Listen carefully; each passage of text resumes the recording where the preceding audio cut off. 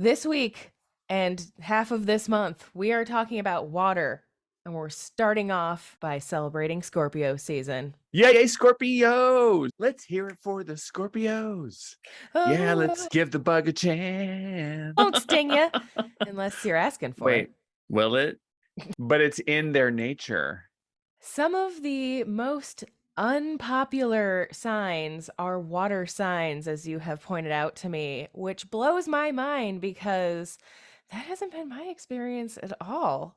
In this episode, if you are a water sign, if you have water signs in your chart, if you have friends or lovers that are water signs and you've noticed they get a bad rap, stay tuned, my friend. We are going to debunk Scorpios and other water signs and why they get pooped on by everyone else.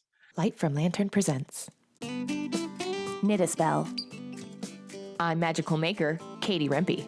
And I'm the maker of magic, James Devine. Join us as we stitch together the symbiotic relationship between crafting. And the craft. So when is Scorpio season? Scorpio season goes from mid-October to mid-November. It's around the 21st, 20th, 21st, just depends every year. So we're just here, Scorpio season, in the middle of it. And it's awesome. I love Scorpios. Are Scorpios a sign you tend to get along with, Jim? I do get along with Scorpios. I think that Scorpios are misunderstood and definitely often mischaracterized. So, Yeah. and many of them have rebelled by being like, F you, I'm just going to be this way because you all don't get it. Let's start with the element. Like, what is a Scorpio? A Scorpio is a water sign. So there are 3 water signs in the zodiac: Pisces, Cancer, and Scorpio. Of those 3 water signs, one is cardinal, one is mutable, and one is fixed. We're just going to talk about Scorpios, the fixed water sign. So fixed is this idea that the water element is more still, that it's deeper, it's still waters run deep type of idea. What is water? When we talk about water as a metaphysical identity, it does not mean the water that you drink. That's the metaphor. It ends up being that the water is metaphorical of what this means. Water is emotion. Think about our society. What's not safe or not okay or seen as vulnerable or weak in our society is to be emotional.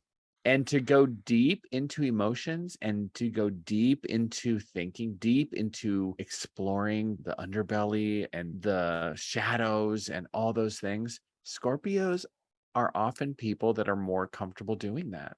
Doesn't that freak everyone else out? Yeah, I think that is their comfortable space. Like you said, this is not a person who enjoys shallow conversation. Not everyone, obviously, but this is a Of typical course. thing.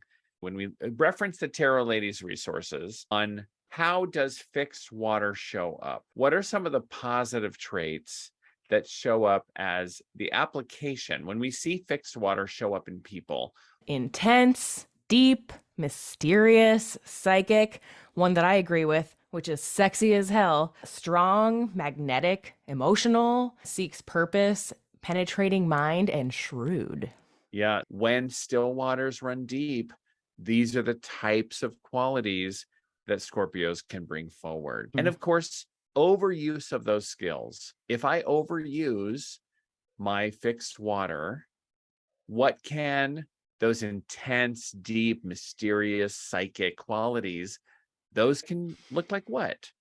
Maybe a little Maybe a little, vindictive? yes, some schemy, controlling qualities. Perhaps the emotional becomes moody, a hidden agenda, resentful, obsessive quality, a bit power hungry. One that I love is deviant.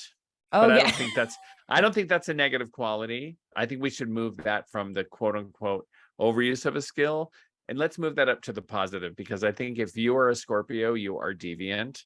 And I think that's kick-ass. It's funny you say that because I also thought scheming is adjacent to planning. So that's not like really the worst quality to have. It just I depends on how know. you use it. And I guess maybe that's really all of these. Yeah, all my Scorpios and all of us people with Virgo in our chart, can we scheme and plan together? Because I think that would be pretty kick-ass. Yes, exactly. Some of my Yeah, best scheming buddies have been Scorpios. have No been surprise there. Scorpios. Oh, we're all in danger. Get a Scorpio and a Virgo to plan and scheme together. You'll never The see it world coming. is not safe. Yeah, you never That's see right. it coming. So I think that we really have a lot of beauty in Scorpios, and it is one of my favorite signs. I think that it is very unfair of us to mischaracterize or see Scorpios as anything other than one of, like, all 12 signs. Fabulous, really amazing. We need Scorpios in the world. And also loyal, really loyal. I have known a lot of Scorpios, like a lot of my friends, and I don't know if that's a coincidence or not, but they're always there, like never give up. Even if we didn't talk for 2 years and I was like, oh, need a thing, it would be no problem. So, That's a quality of fixed signs often. If you oh, find fixed earth, fixed fire, and fixed water, they tend to be very loyal. I've noticed that. I didn't Mhm. realize that. Fixed aspect goes deep. Do you think certain signs get along better with each other than others, or it's so like surface level at that point to just look at a sun sign? We're really only looking at the sun sign, and is such a tiny part of your astrology chart. Sure. I mean, we can thank Linda Goodman and her sun signs for popularizing sun sign astrology. We can also lament Linda Goodman and her sun signs for having everyone think that your sun sign is the end all be all. Yeah. Because there is so much more to you than just your sun sign. What is your ascendant? Where's your moon? What Hmm. are the transits that are hitting you right now? All of those things are influencing both what's happening to you now, but also what is your astrological identity and how does that show up in your astro weather that follows you around. So understanding your chart and having your chart read by a capable and competent astrologer is important to understand these things. You're not just your sun sign. So I'm an Aries with a Virgo rising and a Taurus moon. I have a lot more earth in my chart. And so Mm. those things make me more than an Aries. People are surprised that I'm an Aries when they see my planning board and when they see Yeah. a lot of the things where I'm very grounded, and they're like, gosh, you're so grounded for an Aries. And I say, Mm. yeah, I have a Virgo rising and a Taurus moon. And they're like, what? I'm Well, not just a wild leaping forward Aries. I can use my Aries sun for many different purposes. That's the idea. We have free will. I don't have to be a warrior just because I have an Aries sun. It's 2022. I don't have to be in the army as a Right. warrior. You're not I on mean, horseback going to do the thing. exactly. So the idea is we have a lot more freedom and ability to utilize our astrological or metaphysical identity in different ways. Great reflection. You did some research. Who are some famous Scorpios out there in the world? RuPaul, obviously what? one of my favorite Scorpios, or Scorpico, as he always says. Paul's a Scorpio. That's so interesting to me. I never would have clocked him as a Scorpio. Huh. Okay, who else? Pablo Picasso, Marie Antoinette, celebrity knitter, Julia Roberts. Wait, she knits? Yes. Another there was thing a I did not whole know. thing on the Sunday morning show I saw a couple of weeks ago. It was advertised as a whole thing about her knitting, and then they only talked about it for about 30 seconds at the end. So, you know, that'll tell you how popular knitting is. But Julia Roberts, very popular. So there you go. That's amazing. Side note, we need to do an episode on celebrity knitters. Oh, yeah. If Just anybody knows celebrity knitters, email them to us now, knitaspellpodcast@gmail.com, and we'll start compiling a list and we'll do an analyze. Fun. The idea that I finally had where it was like knitters and then you tell me what the hands are and we see if that means anything. Only 2 years later. Total side note. Okay. I'm excited when we come back to find out more. I am going to talk about water hands. So we talked a little bit about the astrology because it's Scorpio. What does that mean in our body when we have hands that are in the water shape? I don't know a ton about this, but I'm always enthused to know, like, how does the element of water or whatever your hand is reflect in that person's life? So, how might a person with a water-shaped hand like to craft, or what kind of crafts Ooh, might they do? We'll reflect on yeah. all that and more in our second half. Stay with us. Hey, Knit a Spell fans! Join our Patreon for just $13 a month to gain access to extended episode comments, episode outtakes, behind the scenes and bonus content, magical making tips, monthly polls to influence future topics and guests, and interact with your fellow patrons. Plus, you'll be supporting one of your favorite podcasts. Join today to gain access to our entire post history. Visit patreon.com/Light from Lantern to learn more and sign up. Jim and I look forward to seeing you there. Your hands are the map to achieving anything you want in life. But it's hard to read that map in just one reading. My coaching packages allow me to work with you over time to build towards your goals. We bring in life coaching, executive coaching, leadership coaching. We bring in tarot, palmistry, a little bit of astrology, all the mystical and the practical together. And these amazing coaching pathways that my clients are on already really help propel people towards their goals. Learn more about Jim's new coaching packages by sending him an email at jim@thedivinehand.com to schedule a free discovery call, or visit thedivinehand.com to learn more. All right, Jim, we're back. And I'm curious to know, what are water hands according to the Divine Hand method? So people have different shape of hands. And you notice that there are people with like square palms and short fingers, very strong. Those are earth hands. And the opposite of that, long, narrow palms and long, willowy fingers, those are the water hand. The hands that are in between have other names, fire hands and air hands. Those are hard to tell apart for people who haven't seen a lot of hands. But the earth hand and water hand are easy for people to identify.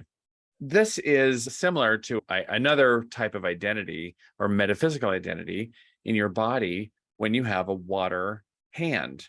And again, like your astrological sign or identity, a water hand also indicates an emotional aspect to you. It means that you have a lot of empathy, that you have a lot of empathic abilities, that you have a orientation towards the emotional and emotional sensitivity in the world.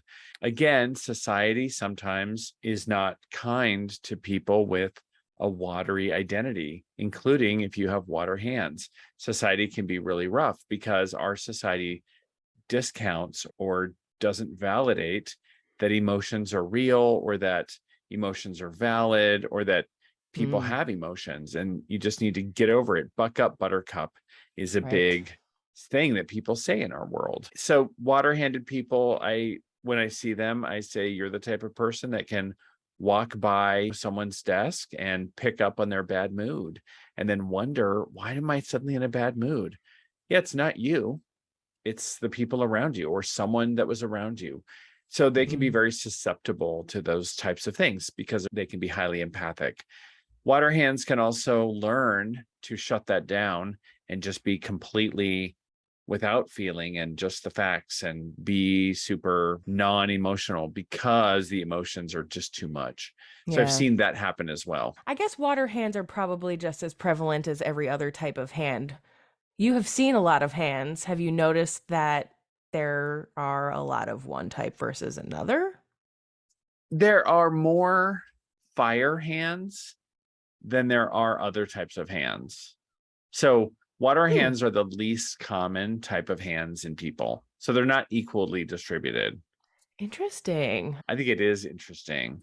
We'll have to have a whole nother episode on this. I I have don't know so many why. questions now. Other palm readers have different opinions. I know that one other palm reader is like, what? But I have found a lot of people have fire hands. And I just think that it's something about the human desire to grow and change and learn. And I think what fire is about transformation. So I think that we need water hands, and such a rare and important aspect. I think that people can be empaths without having a water sign or without having water hands, but it's just a natural trait when people have water hands. It's really an intimate and amazing experience to read someone's palm and to see the insights that are there with the elements that are represented. And it's not just water, it can be mixed with other signs. So someone can have a water and fire hand, that's a steam hand. They can have a water and air hand, that's a mist hand. They can have a water and earth hand, that's a clay hand. So those hands can also show up, and often do. It's often not just a water hand, it's a steam, mist, or clay hand. Those are really cool when someone brings more of the combo elements together. So a steam hand is transformation of emotions. That's the fire plus water. Oh, okay. A clay hand is taking emotions and making it tangible. And a hand is the bridge between two opposites, the logical and rational, the without emotion, and the deep emotion. So these are people who can make meaning out of seemingly meaningless data or ideas or logic. That was the mist hand? Yeah, the mist okay. hand. Oh, that's wild. So if people are curious, like, what is the shape of one of these hands? What are some celebrities that we can point them to as fairly good examples? Since they're not easy to find, guess what? We weren't able to find a lot of them that were like super watery hands. Though very interestingly and Yes. strangely, maybe not so strange, who were the famous Scorpios? Let's talk about them. RuPaul, Yes. also Scorpio. Mhm. Yeah, RuPaul has water hands. I think it's a combo with water and probably fire, steamy hands, which is very Scorpio. That's interesting because Julia Roberts was the same situation. Julia Roberts also definitely fiery hands and water in there. But there's some people that are not Scorpios that have water hands. Heidi Klum, she's a Gemini. She has water hands, those long, slender hands. You have Michael Jordan. He's an Aquarius basketball player. And I think he has water hands with some other element. I think it's probably air. I think he has mist hands. You mean Air, like Air Jordan? Holy moly. I know, isn't that funny? Coincidence there. Yeah, but That's his funny. idea, his ability to plan, to execute, to be very logical and rational, but also be in his feelings, be in his emotions and gut feeling around what he's doing. So I think that makes a lot of sense for him. And you look at his long hands and the relationship between the length and the width of the hands, and I think that's a mist hand, but it has the water in there, and he has an Aquarius. So I think it's interesting that it's air and water together. Tyra Banks has water hands, and she's a Sagittarius. And back to another Scorpio we didn't talk about. Right. The hilarious Ryan Reynolds, a guy with water hands and Scorpio. So I think he's got water and air. I think he's got mist hands. To be a comedian, you have got to be pretty rational and logical, pretty intelligent, but he's a Scorpio. I did hear he considers himself like a constant entrepreneur. So he's just always looking to do those little things, get emotionally invested in growing that sort of idea. So that makes a lot of sense. Now that people know at least a starting off point to have some hand analysis, there might be a better way for them to figure out if they have more questions about their own hands. I think you do like palm readings or something. Is that correct? Yeah, you can always get a palm reading from me, and then you'll know for sure what kind of hand you have. And that's always fun. Yes. Thank you. Very common question people have is, does my astrology sign match my hand shape? So we were getting into that by being fascinated with the astrology and the hand. These do not always correlate. I have a perspective on this. Okay. Yes, please dish. Your astrology is like the weather system. It is a marcation of the moment your ego is separated from the person that birthed you, and you create your ego. And that's a marking of time, which is important because it's a very important celestial moment of ego formation. And so that moment is marked by where the stars and planets are. That's a celestial reading of a moment in time. And that's one type of reading. Another type of reading is the energies that are happening with a situation, with yourself and the world at a particular time. And we can understand those energies with a tarot card spread or charms put down on a cloth or runes or something like that. When it comes to another way of understanding your metaphysical identity, this is an area called somatomancy, which soma means the body and mancy means to understand or knowledge. And somatomancy includes things like reading lip prints or your iris or palmistry. So this is a way of reading your body, your expressed metaphysical identity in your body. And you are influenced by your astrological weather system that follows you around, just like you'd be influenced by the weather when you walk outside and it's raining, or you walk outside and it's sunny. That'll influence you on whether you're going to put on a jacket or wear a tank top. Your astro weather will influence you, but how you actually reach out and interact with the world is really influenced by your body and by your metaphysical identity that shows up in your hands or in your lips or in your irises or other ways that people read your body. So this is a cool, interesting way to think about why a palm reading is relevant, and also why your body really has a lot of really great metaphysical information about you. Ooh, I'm very curious about the iris one. I guess it's like anything. You can figure out a method to look at anything, but it is so unique that it's part of your person, like you said. If you ever get an iris reading, what you get with it often, if the people do it right, is a beautiful portrait of your irises. And when your irises are photographed correctly, it's like a piece of artwork because your eyes are so beautiful. It's like a painting. Yeah. And the person who can read it, different people will read different things. Some people can read past life information. Some people can read all kinds of stuff just in your iris. If you can find a very reputable iridologist who can read your iris and do iridomancy, I think that's what it's called, and read your iris from a metaphysical perspective. Oh my gosh, so cool. If you're a person listening who does this, please let us know. We'd love to hear from you. Knitispellpodcast@gmail.com. What kind of power does it give you just to be able to look at your hands and know these things about you? Like we said, is there a correlation between your signs and your hands? And I think you're coming to, they work together. They're not related necessarily.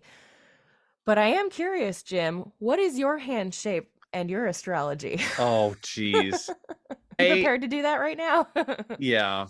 People have said I have magician hands, which is they can't figure out what kind of hand I have. Oh, or that I have all hands? four. I have the 4 elements in balance. I can't really read my own hand because I'm always like, it's biased. It's hard for me to tell. So I've let other people read my hands, and I've yet to get a straight answer on what element my hands are. So I think it's one of those. And I've met a few people where I've met other magician handed people where the 4 elements are so in balance in the shape that you have to just say it's a magician hand. It's a very frustrating hand. You make up your own term. I feel like that's an opportunity for this. You have to do all the work all the time. Oh, it'd be nice the do-it-all hand. Yeah, it would be nice just to be an earth hand and be like, okay, I break the rocks. That'd be nice. Yeah. I'll offer my own feedback on this.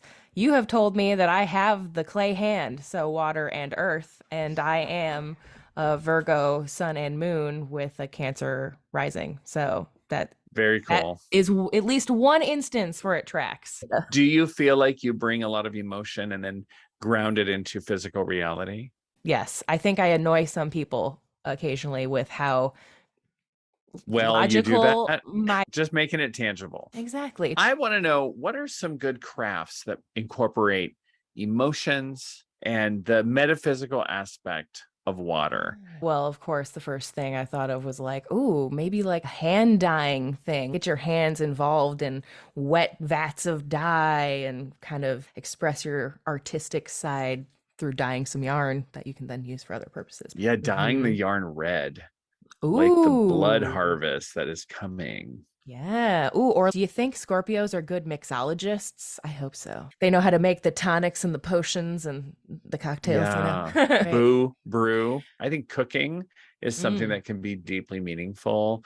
Putting that emotion into cooking, and especially over time, I think that could be a wonderful craft for the emotional sort of aspect. I love the idea of painting, especially watercolor painting, that does incorporate the physical aspect of water, but that also symbolizes tears or symbolizes the waters of your body, or like the emotions that come out of you, and that can then bring forth an emotion in a painting, in a piece. Something that can evoke an emotion is really powerful at this time.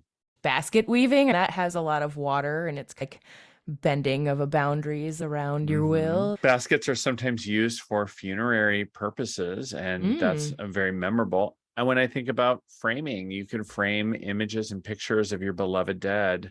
And that's something that is really powerful at this time. Oh, and why not lean into psychic energy by doing like some scrying or cloudomancy, or even like working with fog energy? Just like your hands, it doesn't have to be just water. It could be frozen, it could be steam, it could be mist. That's for sure. Scrying, when you look into a crystal ball, you could imagine that as a perfect sphere of water. You can actually scry on water with the moon reflecting in it. Or we have this amazing Jupiter retrograde that's visible in the night sky. If you can catch those in the reflection of the water and just see what images show up in your bowl of water, that can be very powerful for imagining and relaxing your vision and scrying into the mist. Fun. I want to know if you, dear listener, have ideas on crafts or witchcrafts that you like to do at this time of year. What are they? Drop us a line. You can DM us on Instagram at knitaspell. You can email us at knitaspellpodcast@gmail.com.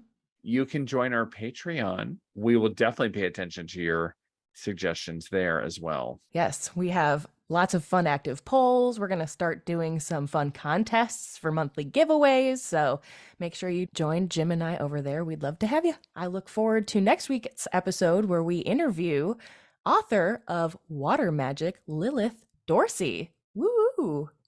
I'm so excited for Lilith Dorsey. She is such an amazing human. Don't miss next week's episode. It's going to be awesome. And her book, Water Magic, you're going to love it. We may even have some fun information about how you could win a copy for yourself. So tune in to find out more next week. I'll see you then, Jim. Okay, see you then. Thanks for listening. If you enjoyed the show, consider sharing it with a friend, leaving a review on iTunes and Spotify, or following Knitaspell on Instagram. You can also subscribe to the Light from Lantern YouTube channel to enjoy full episodes of Knitaspell and see our happy faces. You can also learn more about readings, classes, and events going on with your favorite maker of magic, James Devine, by visiting thedivinehand.com and subscribing to his newsletter. Then follow Jim's fun and interactive Instagram account at DivineHandJim. Keep up with Katie, the magical maker, by subscribing to her newsletter at lightfromlantern.com. You'll receive a free knitting pattern as a thank you gift. Then follow Katie on Instagram at lightfromlantern for even more magical making tips. See you next week.